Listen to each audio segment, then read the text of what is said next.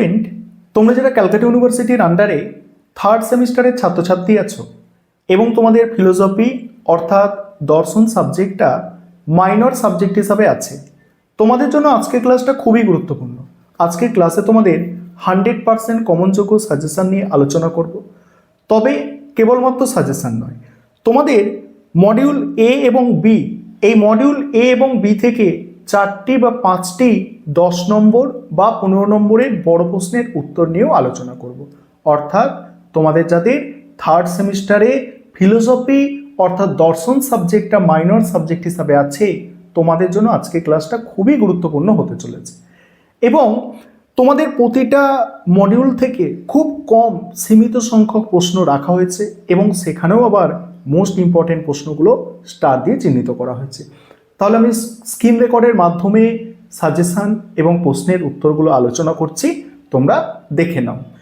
এবারে তাহলে সম্পূর্ণ সাজেশানটা দেখে নাও।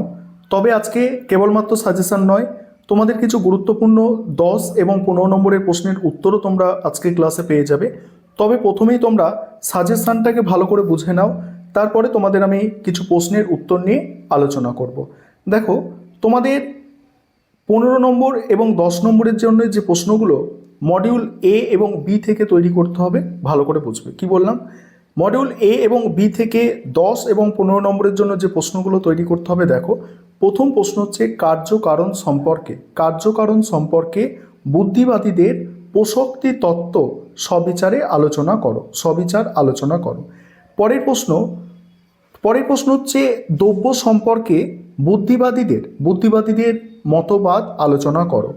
দর্শন ও সাধারণ জ্ঞানের মধ্যে সম্বন্ধ ও পার্থক্য আলোচনা করো। বাচনিক জ্ঞান কাকে বলে? বাচনিক জ্ঞানের আবশ্যিক ও পর্যাপ্ত শর্তগুলি উদাহরণসহ ব্যাখ্যা করো। এখানে দেখো, এই 4টে প্রশ্ন মোস্ট ইম্পর্টেন্ট এবং এই প্রশ্নটাও তোমাদের দেখে যেতে হবে। কার্যকারণ সম্পর্কে হিউমের সতত সংযোগ তত্ত্বটি ব্যাখ্যা ও বিচার করো। এবারে মডিউল সি, এখানে এ এবং বি তোমাদের বলে দিলাম, এবং মডিউল সি থেকে 10 এবং 15 নম্বরের জন্য যে প্রশ্নগুলো দেখে নাও। প্রথম প্রশ্ন আছে জ্ঞানের উৎস হিসাবে অভিজ্ঞতাবাদ বা লকের মতবাদ আলোচনা করো। পরের প্রশ্ন আছে সহজাত ধারণা বলতে কি বোঝো? জন লক কিভাবে দেকার্তের সহজাত ধারণার খণ্ডন করেছিলেন? 3 নম্বর প্রশ্ন আমি চিন্তা করি তাই আমি আছি, দেকার্তের এই সত্যটি ব্যাখ্যা করো। এই সত্যটি কি তিনি অনুমানের সাহায্যে পেয়েছিলেন? তারপরে দেখো, এখানে আরও একটি প্রশ্ন আছে জ্ঞানের উৎপত্তি বিষয়ে ইমানুয়েল কান্টের বিচারবাদ আলোচনা করো। এবারে মডিউল ডি, যেখানে নীতিবিদ্যা আছে অর্থাৎ এথিক্সের উপরে যে প্রশ্নগুলো তোমাদের তৈরি করতে হবে বড় প্রশ্ন হিসাবে, দেখো, প্রথম প্রশ্ন নীতিবিদ্যার সংজ্ঞা দাও। নীতিবিদ্যার স্বরূপ ও পরিধি আলোচনা করো।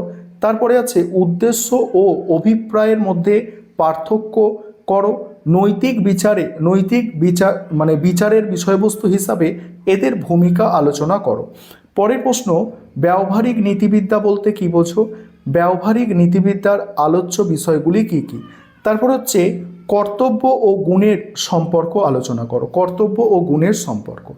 এবারে 5 নম্বরের প্রশ্ন দেখো, 5 নম্বরের প্রশ্ন মডিউল এ এবং বি থেকে যেগুলো তোমাদের 5 নম্বরের প্রশ্ন হিসাবে করতে হবে। আবারও বলি যে তোমাদের জন্য যে এই পেপারের সম্পূর্ণ স্টাডি মেটেরিয়াল রেডি আছে। তোমরা যারা স্টাডি মেটেরিয়াল পারচেস করতে ইচ্ছুক আছো, অবশ্যই তোমরা স্ক্রিনে দেওয়া নম্বরে যোগাযোগ করে আমাদের থেকে স্টাডি মেটেরিয়াল পারচেস করতে পারো। এবারে 5 নম্বরের প্রশ্ন দেখো, প্রথম প্রশ্ন হচ্ছে অধিবিদ্যা ও দর্শনের সম্পর্ক সংক্ষেপে লেখো। তারপর হচ্ছে কার্য ও কারণের মধ্যে আবশ্যিক শর্ত এবং পর্যাপ্ত শর্ত এর পার্থক্য উদাহরণসহ লেখো।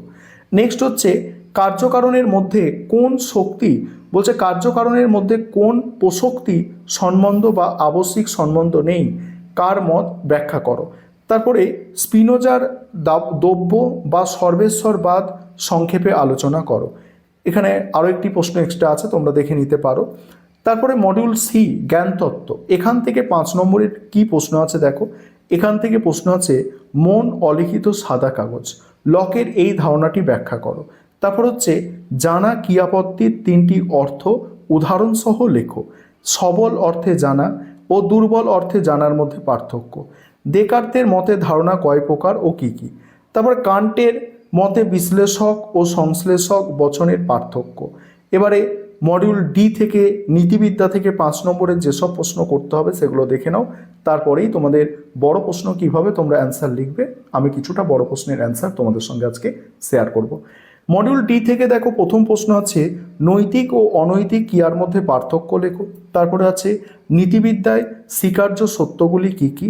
নেক্সট হচ্ছে রাইট মানে উচিত এবং রং মানে অনুচিত শব্দ দুটির অর্থ সংক্ষেপে লেখো।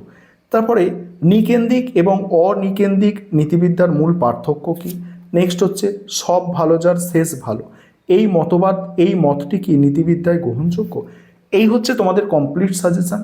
এবারে তোমরা কিছু প্রশ্নের উত্তর দেখো, যে আমাদের স্টাডি মেটেরিয়ালের কথা বলছিলাম, স্টাডি মেটেরিয়ালে কীভাবে প্রশ্নের অ্যান্সারগুলো আমাদের রেডি করা হয়েছে তোমরা দেখো, এবং এখান থেকেও কিছু প্রশ্নের উত্তর তোমরা পেয়ে যাচ্ছ, স্ক্রিনশট করে খাতায় লিখে সেগুলো পড়বে।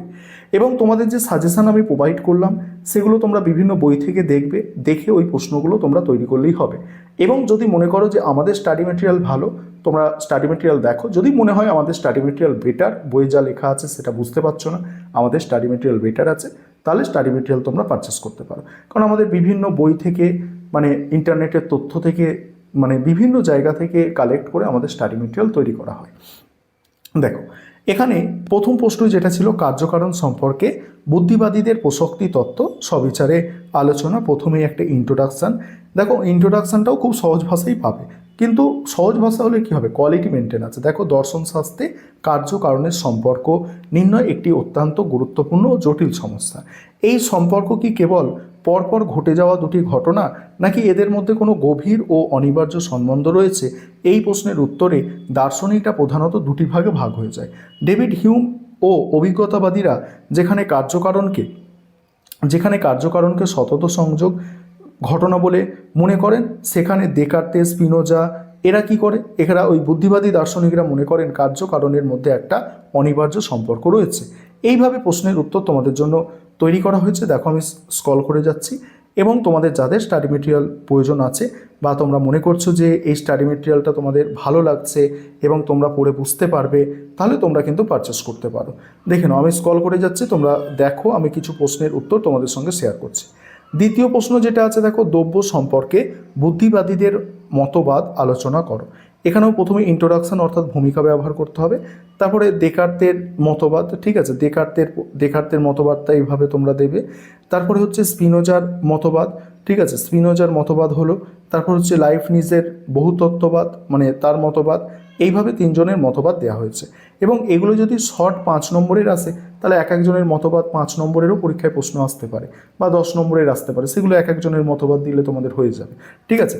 3 নম্বর প্রশ্ন যেটা ছিল দর্শন ও সাধারণ জ্ঞানের মধ্যে সম্বন্ধ পার্থক্য, এখানেও প্রথমে তোমরা ভূমিকা দিচ্ছ এইভাবে, ভূমিকার পরে দর্শন ও সাধারণ জ্ঞানের সম্বন্ধ লেখা আছে। দেখো 1 নম্বর 2 নম্বর এইভাবে পয়েন্ট করে করে সম্পর্কটা লেখা আছে। তারপরে হচ্ছে পার্থক্য, দর্শন ও সাধারণ জ্ঞানের মধ্যে পার্থক্য, এখানে বিচারমূলক বনাম অবিচারিত পার্থক্য আছে, ঠিক আছে, অসংলগ্নতা বনাম সুসংহতিত, এইভাবে পার্থক্যগুলো তোমরা পেয়ে যাবে। দেখতেই পাচ্ছ সম্পূর্ণ বিষয়টা পার্থক্যগুলো এইভাবে তোমাদের করা আছে।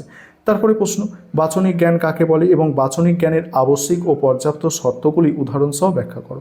এখানেও প্রথমে তোমরা ভূমিকা অর্থাৎ ইন্ট্রোডাকশান দিচ্ছ। তারপর হচ্ছে বাচনিক জ্ঞানের সংজ্ঞা, তারপরে বাচনিক জ্ঞানের শর্তসমূহ, এইভাবে সত্যতার শর্ত, এইভাবে শর্তগুলো তোমাদের দিতে হবে, উদাহরণসহ লেখা আছে কিন্তু, ঠিক আছে। এইভাবে শর্ত দিলে, এইভাবে দিয়ে তোমাদের কিন্তু অ্যান্সারটা শেষ করতে হবে। তোমাদের সঙ্গে 4টি গুরুত্বপূর্ণ প্রশ্নের উত্তর শেয়ার করে নিলাম।